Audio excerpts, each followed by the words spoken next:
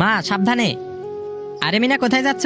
মা রাস্তা দিয়ে আসার সময় পা মচকে গেছে, তাকে হাসপাতালে নিতে হবে। আরে তাতে কি হয়েছে, তুমি নিয়ে যাও। আমি যেতে পারবো না, আমার জরুরি কাজ আছে। আরে এটা কি বলছো তুমি? আমাকে হাসপাতালে নিয়ে যাওয়ার কথা শুনেই তোমার জরুরি কাজ পড়ে গেল? আপনার পা মচকে গেছে তাতে আমার কি? আপনার ছেলে তো আছে, ওই আপনাকে নিয়ে যাবে। এই মিনা, মায়ের পা ফুলে গেছে, গোসলও করতে পারছে না, তুমি মাকে গোসল করাচ্ছ না কেন? হ্যাঁ, একজন শাশুড়ি কিভাবে তার পুত্রবধূর উপর নির্ভরশীল হতে পারে? তাছাড়া তার ছেলে তো আছে, তাই না? তার পা মচকে গেছে, হাত তো ভালো আছে। আরে মিনা, দয়া করে খাবারটা এখানে দিয়ে যাও, আমি উঠতে পারছি না, আমার পায়ে অনেক ব্যথা করছে।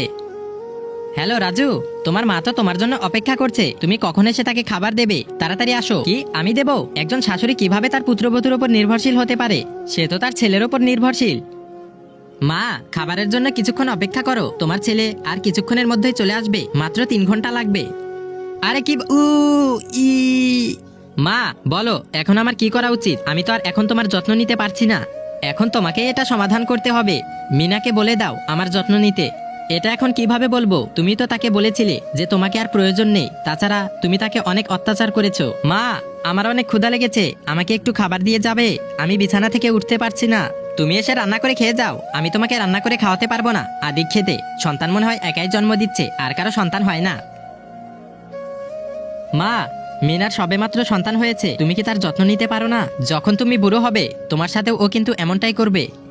আরে কি বলছিস? ওকে আমার কখনো প্রয়োজন হয়নি, আর কখনো হবেও না। এখন বুঝতে পারছি অনেক ভুল করে ফেলেছি রে। হ্যাঁ, এটা থেকে সবাইকে শিক্ষা নেওয়া উচিত যে তুমি যার সাথে যেমনটা করবে ভবিষ্যতে সে তোমার সাথে এমনটাই করবে।